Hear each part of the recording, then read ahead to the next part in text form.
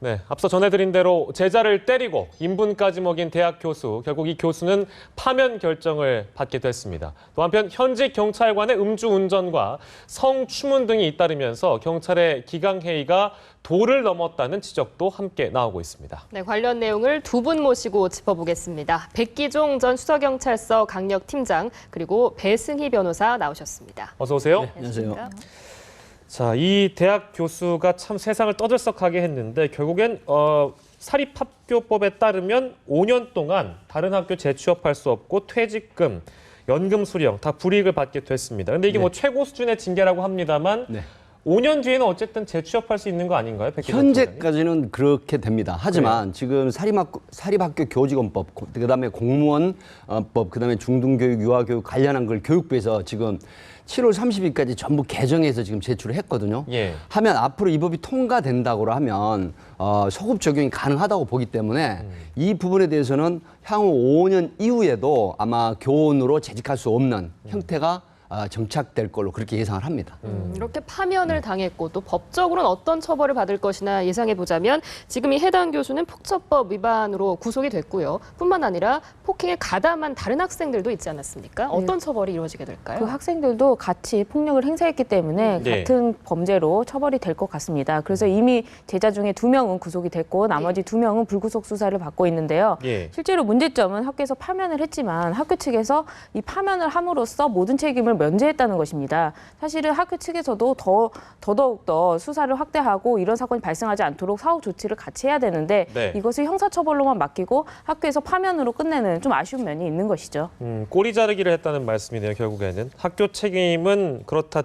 학교 책임은 안 지고 이 대학교 교수만 책임지는 형태로만 이 사태가 마무리되는 것은 좀 그렇다는 말씀이신 학교 거죠. 측에서 사실은 이런 대책 그리고 자신들이 임용한 교수에 대한 어떤 책임을 져야 되는데 그러한 부분 사회적인 책임이 하나도 없었고 또 관련해서 제자들까지 이 폭행에 가담하게 됐는데 그런 부분에 대해서 어떠한 사과도 해명도 하지 않고 있습니다. 사실 제자들 입장에서는 교수가 하라고 하면 폭력 행위도 할 수밖에 없는 각각 의뢰 관계에 있기 때문에 이 부분에 대해서 학교가 명확하게 좀 책임 소재를 밝혀야 할 부분이 있는데 너무 빠르게 꼬리 자르기를 한 게 아닌가 생각이 듭니다. 아쉬운 부분이 있다라고 지적을 해주셨고요.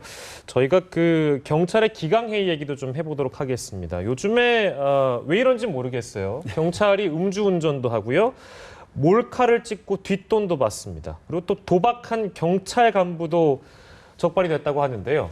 백기종 팀장 이거 어떻게 보십니까? 사실 강신명 경찰청장이 그 작년 8월 달에 취임을 하면서 사실 굉장히 그 근무 직원들 기강에 대해서 굉장히 그 중점적으로 심혈을 기울였던 그런 상황이고 또 사실 국민들을 위한 어떤 공복, 그 치안 일선에 있던 사람으로서 정말 공명정대하고 청렴한 이런 부분이 있어야 되는데 최근 들어서 갑자기 어떤 사회 기류에 편승을 한 것 같아요. 그래가지고 뭐 성폭력 또 어떤 그 뭐 소액이지만 뇌물수수 그다음에 지금 현재 뭐 편파 수사라든가 이런 건 나오지 않지만 개인적인 어떤 음주운전 등 일탈 사고가 지금 끊임없이 일어나고 있거든요. 또 최근에는 강남 지역의 한 경찰서에서 뭐 영등포 경찰서에 이어서 또 부하 여직원의 성추행 또 사건으로 지금 직위 해제된 상태인데 이런 부분이 사실 제가 경찰이 재직했던 사람으로서 사실 굉장히 안타깝거든요. 그런데 문제는 본질적으로 업무를 떠나서 개인 사생활의 일탈을 어떤 조직적인 그런 부분에서 기강회의라고 볼 수도 있겠지만 저는 개인이 자기 관리를 철저하게 하지 못한다.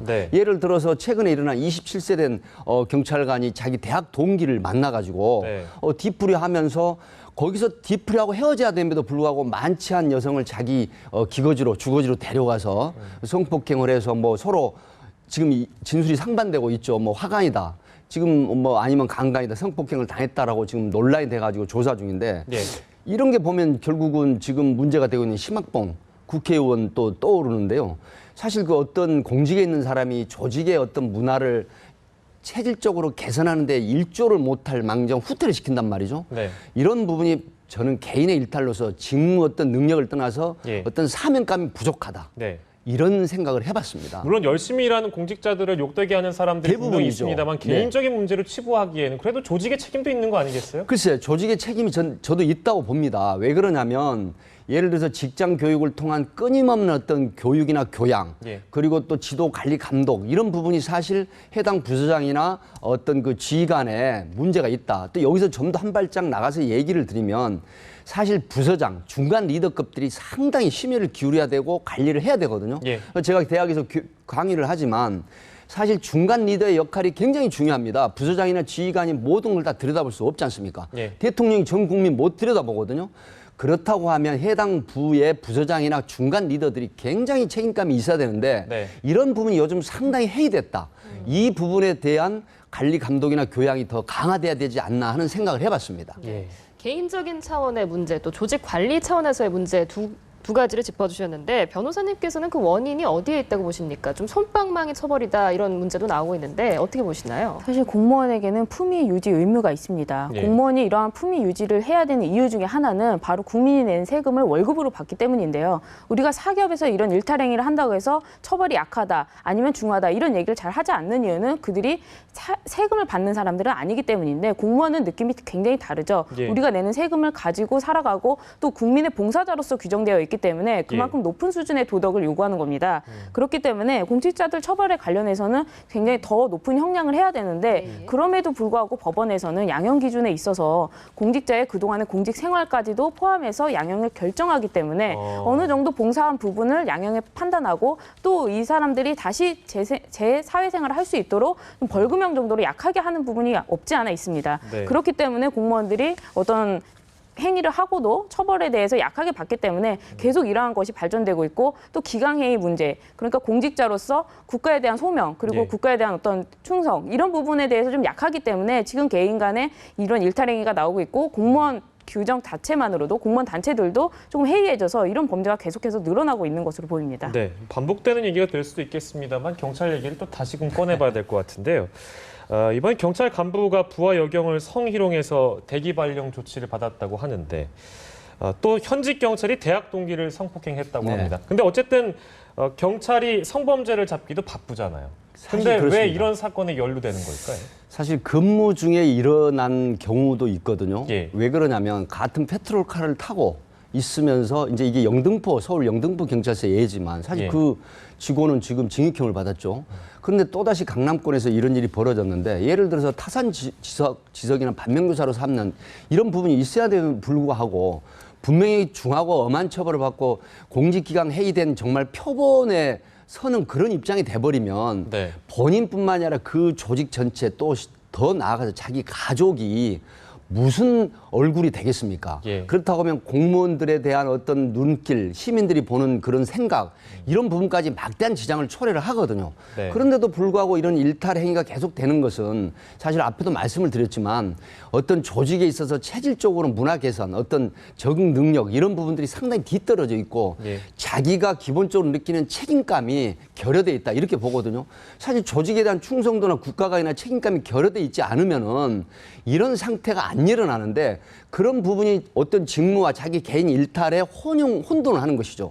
그러니까 내가 이렇게 함으로 해서 전체적인 어떤 명예를 더럽히고 또 국가 조직의 근간이 흔들린다는 그렇게 거대한 생각까지 해야 되거든요. 예. 그런 책임감이나 어떤 의식이 전혀 결여돼 있다. 그래서 이거는 개인의 어떤 일탈과 그 조직의 어떤 교양, 지도, 감독이 철저하게 지금 안 되고 있다는 반증이다. 예. 그래서 이런 게 계속 반복되니까 여기에 대한 관리, 감독이 사실 더 강화돼서 또 사실 엄한 처벌을 해야 추후로 이런 재발하지 않는 일이 벌어진다고 생각을 합니다. 알겠습니다. 어떤 책임의식 결여로 인한 그런 경찰의 그렇습니다. 기강회의 문제를 짚어봤는데요. 지금부터는 교사 성추행 문제를 짚어보겠습니다. 최근에 서울에 있는 한 공립고등학교에서 교사들이 성추문을 한 사건이 발생해서 충격을 주고 있는데 여기에 교장까지도 가담을 했다고 하고요. 피해자만 100명이 넘는다고 하죠. 그렇죠. 교장이 이런 성추행 관련해서 본인이 또 성추행을 하고 예. 또 자신들 교사들도 성추행을 하다 보니까 일부 교사들이 또 여학생이나 여교사한테 성추행을 하는 것도 묵인하는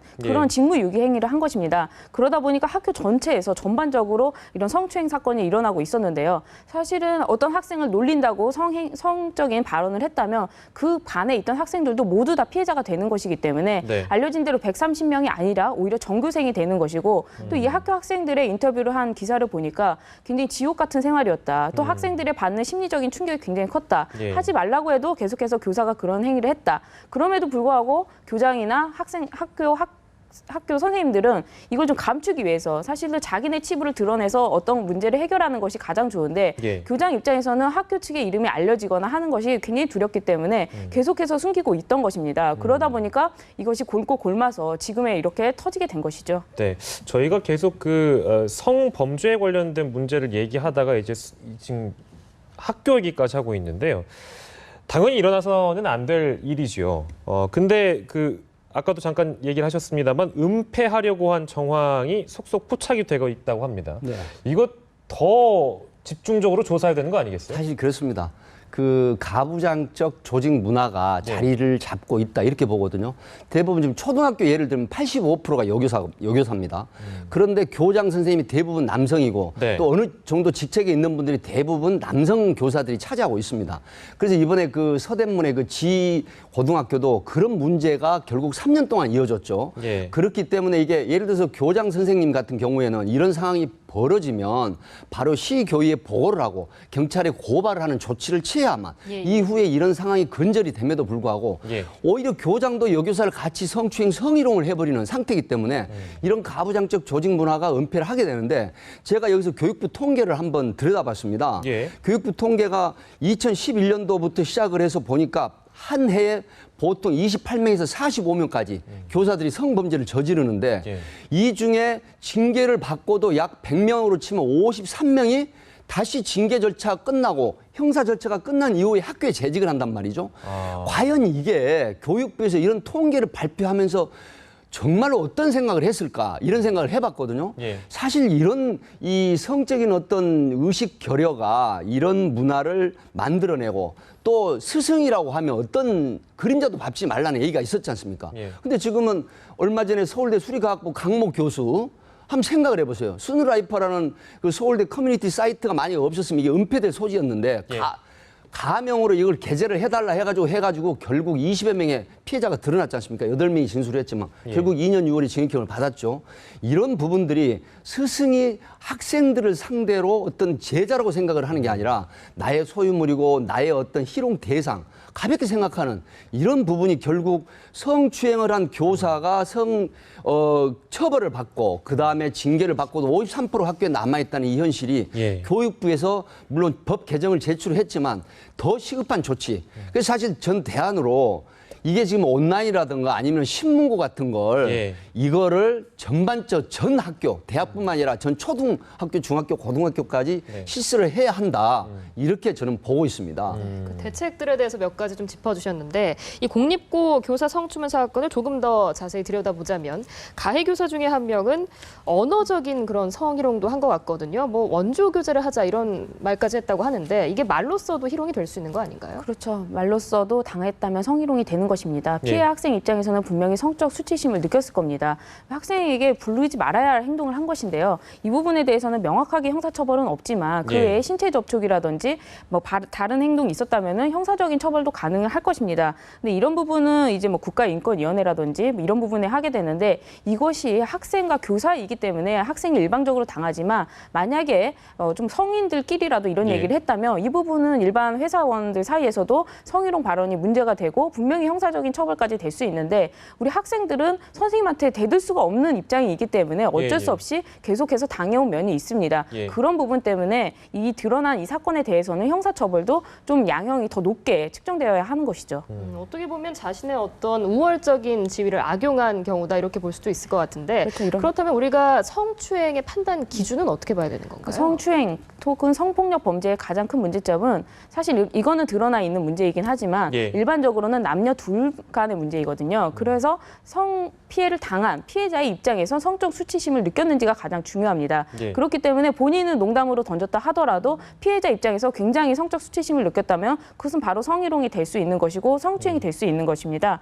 그렇기 때문에 같은 손목을 잡더라도 어떤 때는 성추행이 되는 거고 어떤 때는 성추행이 되지 않는 부분이 바로 피해자 입장에서 판단하기 때문이죠. 네, 얼마 전에 그 담배 피우지 말라면서 상무가 여직원 목덜미를 주물렀는데 그게 훈계 차원이라고 이렇게 얘기를 했더라고요. 그것도 역시 마찬가지로 자기가 그 피해를 입은 분께서 성적 수치심을 느꼈다면 이게 단순히 뭐 주물렀다고 훈계 차원이라고 하더라도 그것도 성추행이 될 수 있는 거네요. 그렇죠. 당연히 성추행이 될 수 있는 것이고 예. 우리가 사회생활에서는 사실 30cm 안으로 남녀 관계가 형성되지 않습니다. 네. 일반적으로 회사에서 이야기할 때는 대부분 50cm 이상 거리가 되거든요. 예. 그럼에도 불구하고 가까이 다가가서 뭐 귀를 만졌다든지 혹은 뭐 목덜미를 만졌다 혹은 어깨를 만졌다 이런 부분은 충분하게 성적인 의미가 들어가 있는 것이고 예. 당하는 당사자 입장에서는 의뢰 관계 상하 복종 관계에 있다면 더더욱더 그것은 권력으로 성적인 농담이나 성적인 행위를 한 부분이 있기 때문에 예. 피해자 입장에서 판단할 때 그것은 성추행이 될 수도 있는 것이죠. 네, 성추행의 판단 기준에 대해서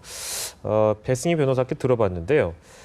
백기종 팀장님, 네. 저희가 처음에 경찰 얘기했고요. 그렇습니다. 학교 얘기하고 이제 뭐 지금 방금 직장에서 일하는 일까지 얘기를 해봤어요. 근데 어떻게 보면 이게 저희도 이제 뉴스를 전달하는 입장에서 성범죄 얘기가 거의 매일 하다시피 하는 것 그렇습니다. 같아요. 뭐 짧은 단신 뉴스 하나만이라도 하더라도 성범죄 뉴스는 끊이지 않고 있습니다. 그렇습니다. 우리 이 대한민국에서 특단의 대책이 좀 필요하다는 생각 예. 안 드세요? 저도 지금 최근 들어 그런 생각을 했는데요. 예. 사실 지성의 전당이라는 뭐 학교뿐 대학 교수, 교사, 그다음에 오피니언 리더급에 속하는 우리나라 정치인, 그다음에 CEO급에 해당하는 어떤 그 회사의 어떤 오너들 예. 이런 부분들이 사실 화이트 칼라 범죄 자리를 잡고 있단 말이죠. 그러니까 사실 블루 칼라 계층에서는 이런 일이 일어나도 별반 묻혀져 버리거든요. 그런데 사실 화이트 칼라 계층에서도 이런 상태가 계속 묻어져 왔다가 최근에는 어떤 인터넷이라든가 또 이런 어떤 그 사회 분위기라는 게 완전히 좀 오픈돼 있거든요. 그래서 여성이 이제는 피해를 입으면 전부 가감하게 수사기관이나 아니면 언론이라든가 또 대외적으로 다 공표를 하고 밝힌단 말이죠. 네. 그렇다고 하면 자기 권리를 찾는 그런 상황이 됐는데 이제는 내가 성범죄를 저지르면 평생을 내가 어떤 십자가를 메고 살아야 된다는 생각을 가져야 되고 예. 또 우리 분위기도 그렇고 법적인 처벌도 지금 중한 처벌을 하고 있거든요.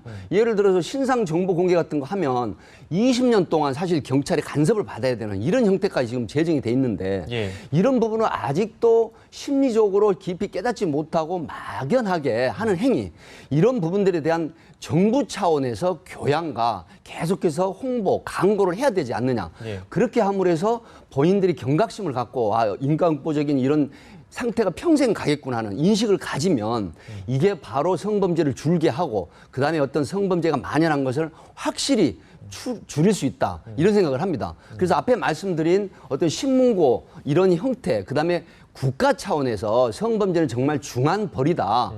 이런 형태의 강고나 교양이 필요하다. 예. 그러면서 국민들의 의식을 개선해야 되지 않느냐 하는 생각을 해봤습니다. 네. 배승희 변호사께도 짧게 한번 여쭤볼게요.